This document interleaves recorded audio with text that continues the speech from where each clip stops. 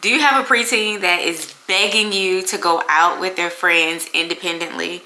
Or even a teen that you're not sure if you're ready or not to let them go out independently with their friends? Don't worry, I have some tips and things for you to do beforehand, and I hope that they're helpful. All right, let's get into it. So, independence is such a important thing, especially as children are growing and they're maturing and they're finding out who they are and all those good things. So there are some things that you can do beforehand before you just let them, just kind of wander off on their own or go to hang out with friends. I am Deidre. I am a licensed clinical social worker associate, and I have been working with teens and children of all ages for a very, very long time. And so I have put together a list of tips or suggestions, if you will, that could help your family out if you are just beginning to venture out into the world of independence with your young, growing, soon-to-be teenager or soon-to-be an adult. So here we go. The first thing you can do is to start to talk to them about being out without you. So that includes your expectations. You're looking at asking them questions. Never assume that they know what to do. Never assume that they do know information or that they don't know specific information. So I always start out with asking them, what do you know about X, Y, and Z?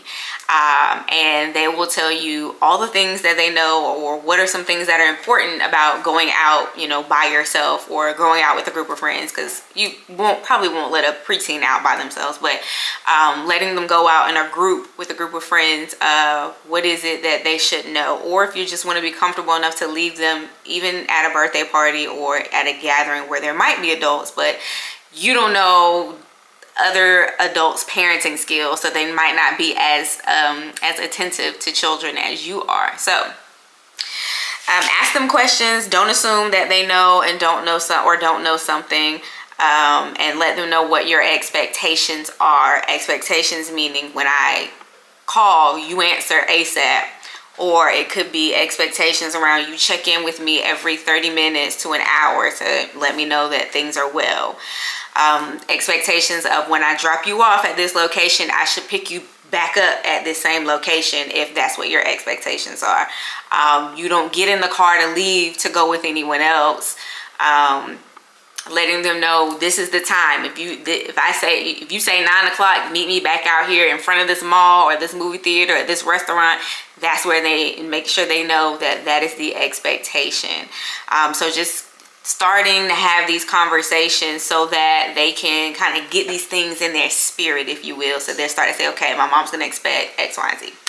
Next is help them build relationships with other safe adults, other people in your community, because there might be a time where there is an emergency that you can't get to your child as quickly as someone else that might be on that side of town, or as quickly as someone else that's doing something that's near them, another adult that's near them. So you can start to foster those relationships now, like getting them to call them, to text them, getting them to communicate with them so that when they need them, it's not awkward. It's not like, I don't know if I can call them or not. They have a relationship with that person and they already know. Like my nieces know they can call. I don't care what I'm doing. I could be halfway around the world, but if I need to jump on that plane, I'm gonna come. Or if I am at work, I will check the deuces quick to be like, hey, I have an emergency, and it is what it is. So making sure that they have other adults in their lives that can get to them ASAP in case of an emergency. Next is talk to them about boundaries. A lot of people are, a lot of adults, which rightfully so, you should be, are concerned about, how are other people going to treat my children? Are they going to force my children to do certain things that they don't want to do? Are my kids comfortable enough saying no, or saying I don't want to do this, or I'm not going to do this? Or making sure your children understand if someone else tells them they don't want to do something, that they accept a person's no, because boundaries, right? So starting to have that conversation, boundaries, give them scenarios about where boundaries might be put in place. Talk to them about why boundaries are important, how to use boundaries, what to do if someone crosses those boundaries. Start having those conversations right away, because you don't. It won't be. It'll be easier for them when they're in that situation, when they're already off with their friends. You're not trying to give them all this information in a day before they're leaving, but start to have these conversations now. The next is contact information. Make sure kids know your phone number, or both parents' phone numbers, or somebody's phone number right off the top of their head, because technology will die. Technology will fail us every single time if we let it overtake us. There have been times where I've been out and about and my phone has died, and I'm like, oh man, I cannot remember that number, and I need it. So, and kids get really really engrossed in the things that they're doing and kind of forget phone is dying, or kind of forget certain things. So or the phones drop. Kids are very playful, so phones could be dropping and something could happen to it, and you need to contact them and you can't get to them because they're not answering the phone. It's because the phone probably dropped in the toilet, or on the ground, or in a puddle of water or something like that. So make sure that they know, and in the event that they lose the phone, sometimes kids, absent-minded, they forget things, drop things, leave things places. They're able to call you and say, hey, I lost my phone. They can ask the next person, or go to a phone nearest them, or whatever. So make sure that they know your phone number, or have it written on a piece of paper and put it in their pocket if it's like, I'm not going to remember that, but have it somewhere on them. Next is a lot of kids, today's time is different because we have internet, and I feel like kids are a lot more independent when it comes to certain things than what we were back in the day. But if you have a child that's kind of nervous, or doesn't like to really speak to people, or talk on the phone or whatever, or order their food, start those practices now. Start getting them to order their food while you're out.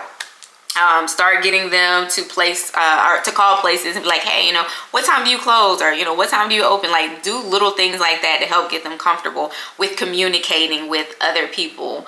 If you're at a restaurant and their order is wrong, allow them to resolve that problem, but like, you stand close by and say, hey, I ordered mashed potatoes, but I got French fries instead. Can you fix that? So that they're comfortable when you're not around. They're comfortable enough to say, my order isn't right. Also, begin to let them go if they're like younger, if they're preteens, or a little bit younger, whatever you're comfortable with. Allow them to go into places they're in plain sight. You can see them and you're close by them, but like go into a coffee shop. If you guys go to Starbucks and you want to order, or if you go into the donut place, you want to go get a donut, like the window, if it's clear, you can see straight through there, and it's not a lot of people in there, and it's you feel comfortable, your neighborhood, or the place that you're sending your child into. Allow them to go in and order and come back out, and you give them the money, all that stuff. Just start these practices now so that they're comfortable with it when they are out. Is the whole idea of all of this. Next, allow them to allow them to resolve wrong orders. Make them responsible for time while they're at home. So waking up in the morning, responsible for time tasks. So at 6 o'clock, you need to be back over here to bring me whatever, because this gets them in the habit of looking at their phone and keeping up with the time and fulfilling whatever it is that task is. Because then when they're out, they'll be used to it. They already know. They can't say, well, I didn't know, or I forgot, or whatever, because they're getting into the habit of it. Also, get them in the habit of checking in with you ever so often. So, because most of the time your kids are with you, so they don't really have to check in. I mean, maybe, I don't know if parents make them check in school times or whatever, but have them every 30 minutes to an hour, you need to be texting me, checking in with me. Start that practice now. I don't care if you're upstairs in your room, start it now. Or if they go out with family members or whatever, check in with me so I can make sure you're well, and you can get into the practice of doing that. So when you're on your own, when you go out with friends, it'll be something that's second nature to you, or natural to you. Talk about emergency plans. There's always a need for an emergency plan. So in the case of an emergency, you call these numbers, you call this number, this person, whatever, so on, so on. And then let them know that, most importantly, that you believe in them, that they can do it, you believe in them, and you want them to have independence. And they'll be so happy that they've started these practices. All right, so that's all that I have for you. If you enjoyed this video, like, comment, subscribe, share it, tell everyone you know, and come back for more because I'm going to be dropping more videos. Talk to you guys later. Bye.